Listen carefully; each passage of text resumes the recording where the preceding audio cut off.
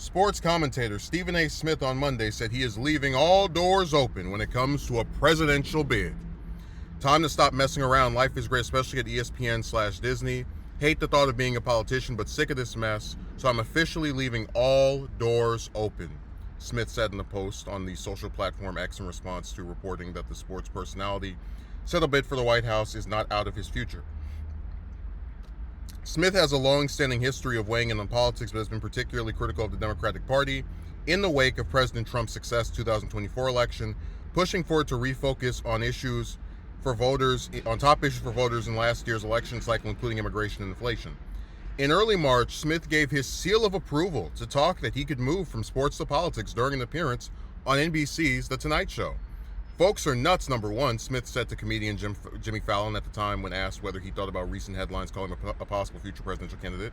Number two, the Democratic Party, they lost. They had a bad few months. We all know this. And even though there's a lot of qualified Democrats all over the country from a local perspective, governors, mayors, stuff like that, there's no real national voice. Enter Moy, Smith said. They've come to me. A little over a week ago, Smith went after Republicans for entertaining the chance of Trump going forward with a third White House bid.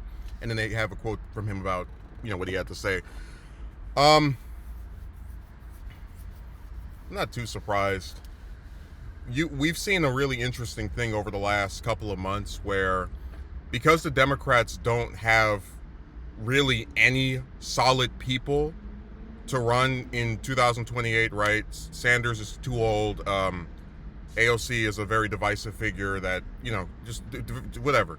But because they don't have a singular person or a set of people to coalesce around, they're looking to outside figures like Jon Stewart, or in this case Smith, who, even if they're not politicians, one, have more name recognition than most politicians, and two, we still have some idea of their basic political beliefs.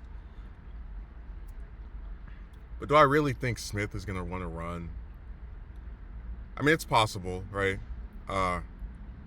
It really just comes down to, what does the field look like? Because remember, we're not even halfway to 2028. So it really comes down to, as this year progresses and next year, do the Democrats have someone who emerges from the pack of their, Andy Beshear and Gretchen Whitmer and the rest of them, who is able to gain that national notoriety and maintain it over the course of several years? I think then if he sees polling that shows Democrats want this person or these two people, Smith might stay away, like as a preemptive thing, like, yeah, this isn't worth my time. But if the primaries, I mean, like, we've had polls, for example, that put Harris as the leading person for Democrats. I don't believe that's true. Like I said, she only ever ran for president in the primary one time and got her clock cleaned, for lack of a more wanting term. So I think it really has to do with just name recognition, and then if she actually runs, that support will start dipping as people go, wait, do we want to risk the Republicans taking the White House again? With Smith, if he gets involved and he sees where they still don't have that national voice, right, again, over the next couple of years, it's entirely possible that he would try to mount a bid. Even if I don't necessarily think, I don't know, Democrats, they're a difficult group for me to figure out, like, the voters. Sometimes they go in a direction like, yeah, and other times they're just all over the place. But he's interesting. I'd rather see him run for president than a lot of other people who might run. And one of the things that Harris was chided for was a lack of authenticity.